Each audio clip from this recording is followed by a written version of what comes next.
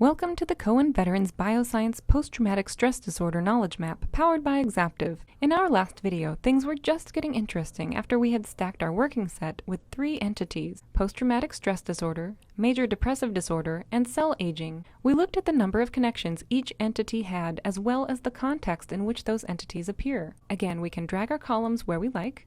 And if we click on the Entity by Entity Paths button, we see a chart that really needs a bit of explanation. Each row represents the total number of paths between the 2 entities. Whether it's an association, a positive or negative correlation, if one entity increases or decreases the other entity, it will be counted on this chart. If an article specifically provides supporting evidence that there is no change, that is counted as well. The numbers in the brackets indicate the average length of those paths. So in our example, PTSD is PTSD, so this square is just gray. But if we look at cell aging versus PTSD, the ZAP tells us that for these 2 terms, these 2 entities, there are 322 different ways to get from one entity to the other, and the average path will take you through 1, 2, or 3 articles. Because the square is shaded dark blue, we know the shortest path will go through just 1 article. The lighter blue squares indicate paths go through at least 2 articles. This small circle on the side of the chart can help you navigate through the rows. Consider it like a magnifying glass, expanding your view of the row to which it is closest. Now we can take a look at our filtering options. How should we order our paths? The default is high path variety. We could do least paths or low path variety. We could also do most paths or shortest paths. We can also exclude everything that isn't a biomarker by clicking on the drop-down menu under Filter By